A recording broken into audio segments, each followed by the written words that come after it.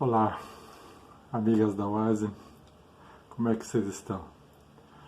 Tenho visto que muito tem ajudado ter esse grupo de WhatsApp onde vocês podem se comunicar, podem ver umas às outras, né? Volta e meia aparece uma fotinho de alguém, isso é muito bom, né? Pelo menos isso nesse momento tão complicado. Hoje nós queremos dar continuidade ao estudo que nós iniciamos na semana passada em nossa reunião, e falei naquela ocasião do primeiro momento de uma luta muito grande do profeta Elias. O profeta Elias, se vocês lembram, foi confrontado por Deus com uma situação que ele precisava enfrentar.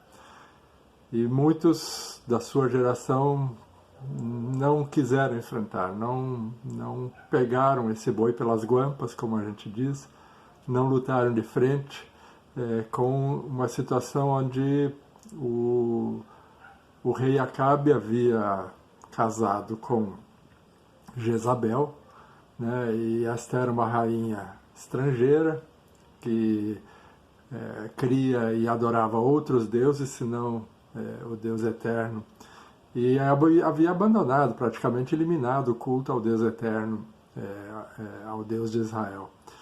E com isso, aquele povo ficou, aos poucos, sendo levado a uma adoração a deuses estranhos, principalmente a Baal, o Deus que ela sustentava e no qual ela cria, e o que era totalmente incabível, né, diante daquilo que o povo havia recebido por meio de Moisés, principalmente do primeiro mandamento, que dizia: eu sou o Senhor teu Deus, não terás outros deuses diante de mim. Então, naquele momento, eles não só adoravam a outros deuses, como haviam abandonado ao Deus de Israel. Havia abandonado ao próprio Deus.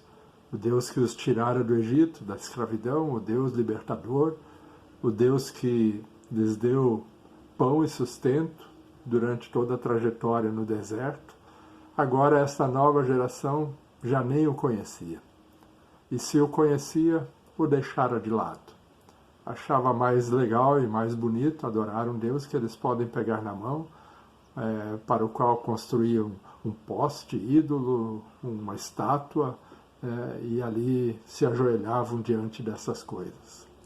Pois o profeta Elias, então, assumiu este confronto com o Deus Baal e seus profetas, e eu falei na semana passada daquele momento no Monte Carmelo, onde Deus foi priorizado novamente, Deus saiu vitorioso naquele confronto, né? Só podia.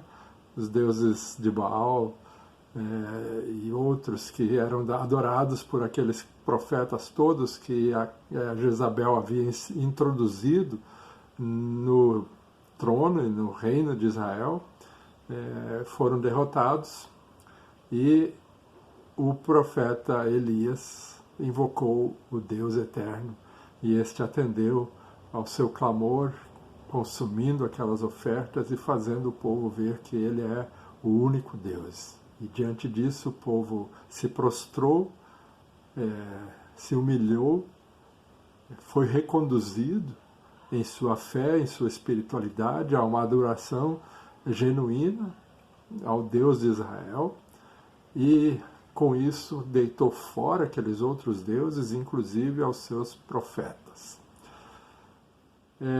Quando o rei Acabe fica sabendo disso tudo e comunica isso à rainha Jezabel, a rainha decide que Elias precisa ser eliminado, para que o culto aos deuses estranhos, aos seus deuses, né, e principalmente a Baal, fosse reconduzido. Elias, naquele momento, ouve essa ameaça de Jezabel e se manda para o deserto. É interessante ver isso, porque ele se põe em fuga. Ele não temeu enfrentar os 450 profetas de Baal e ver aquela grande vitória de Deus lá no cume do Monte Carmelo. Mas, diante da ameaça da rainha, agora ele se põe em fuga. E por que isso? Já se perguntaram? Já ouviram essa história? Já viram ela?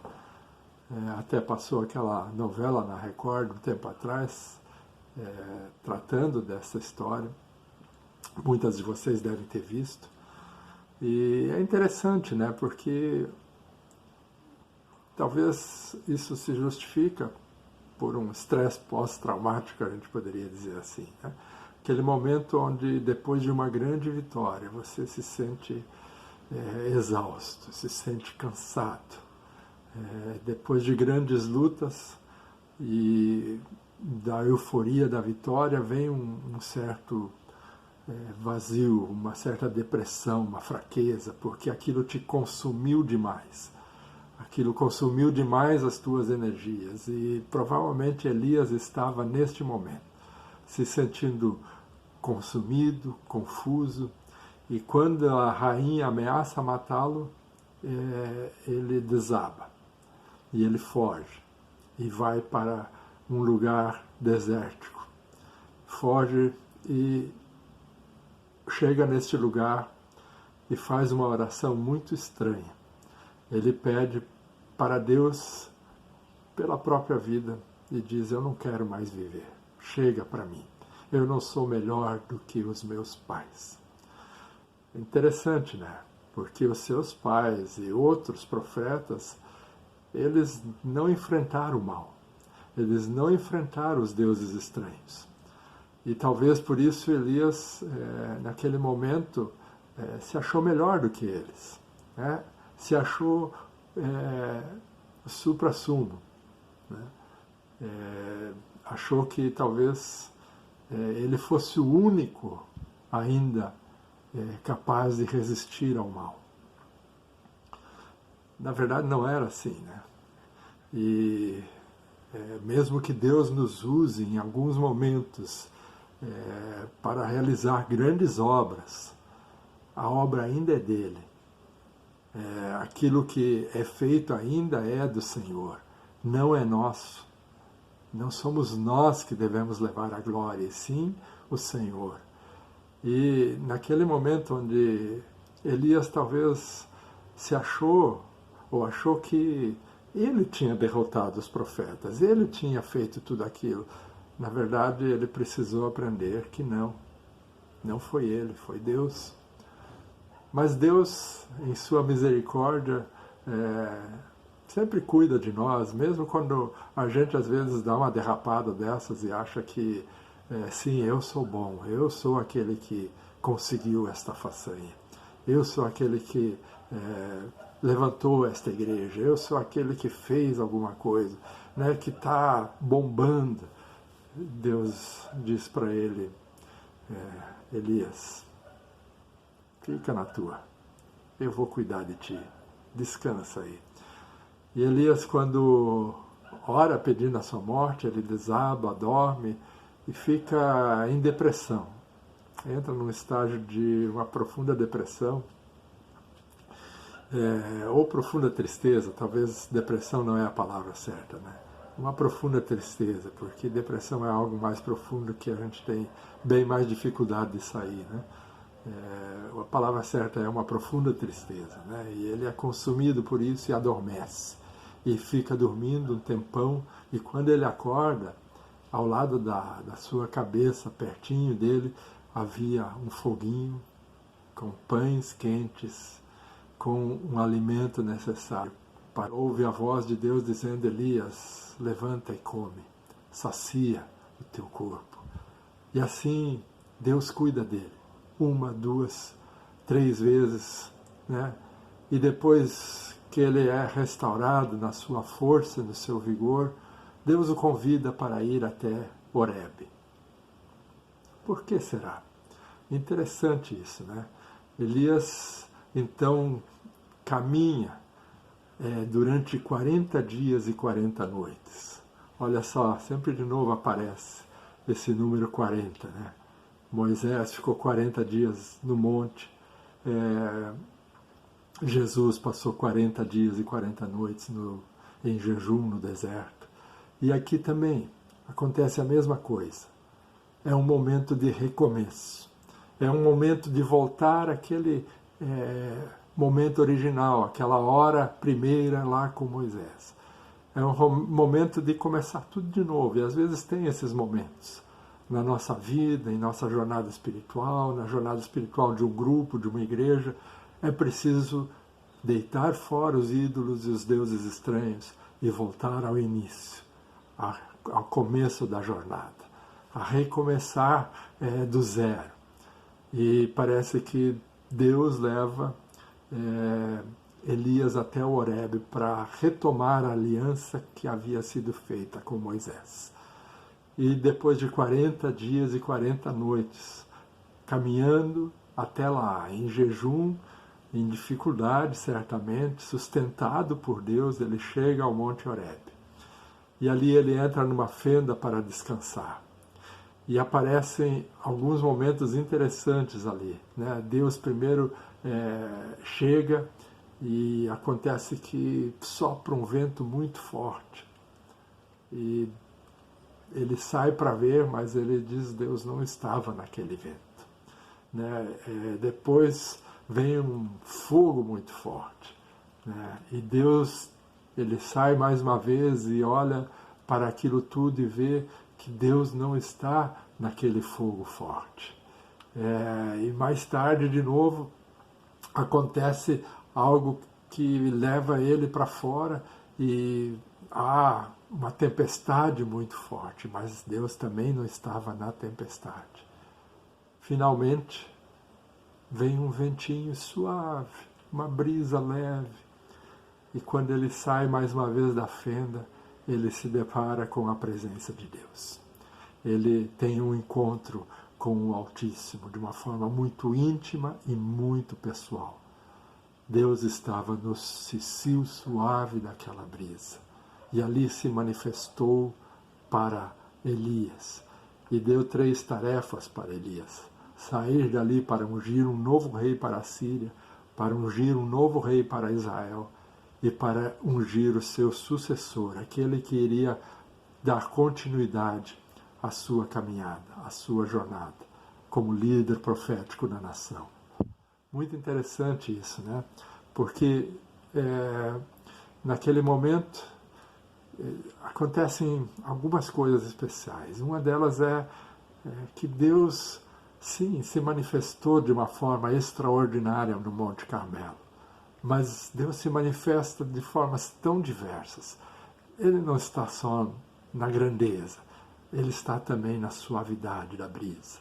Ele está também na intimidade do coração, naquele contato pessoal que eu tenho, como Jesus diz, porta fechada, no meu quarto, sozinho, eu e Deus. E ali tem revelações tremendas e profundas que às vezes no meio da fumaça, do fogo, do vento, da tempestade, lá no alto do monte, não acontece.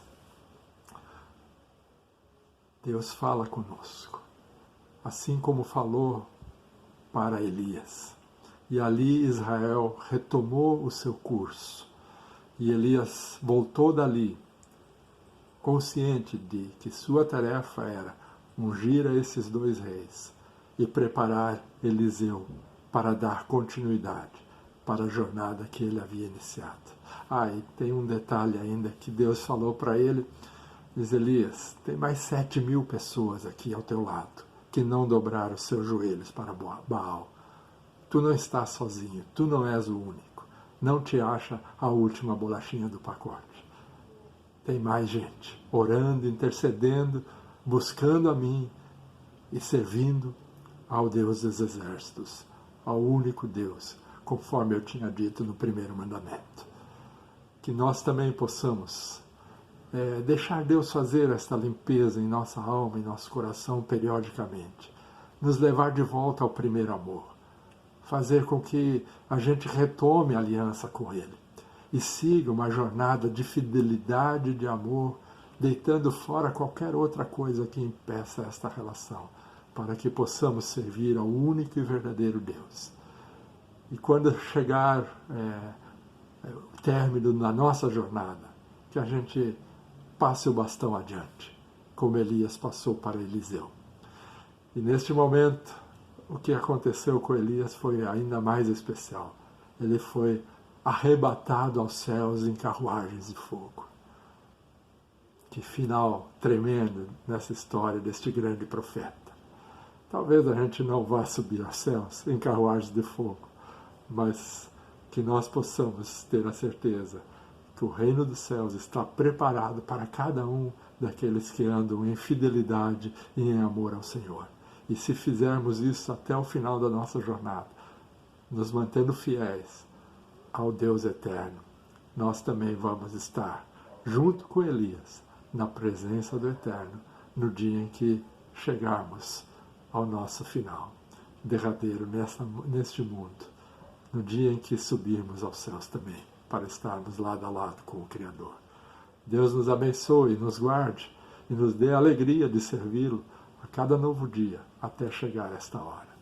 Um grande abraço, queridas. Vamos orar ainda o Pai Nosso para encerrarmos. Pai nosso que estás no céu, santificado seja o teu nome. Venha o teu reino. Seja feita a tua vontade, assim na terra como no céu. O pão nosso de cada dia nos dá hoje. E perdoa-nos as nossas dívidas, assim como nós também perdoamos aos nossos devedores. E não nos deixes cair em tentação, mas livra-nos do mal, pois teu é o reino, poder e a glória para sempre. Amém. Coragem e força, minhas irmãs, para enfrentarmos os nossos inimigos, enfrentarmos os nossos temores, os gigantes que tentam nos destruir, porque Deus está do nosso lado e nós não estamos sozinhos. Amém? Grande abraço a todas.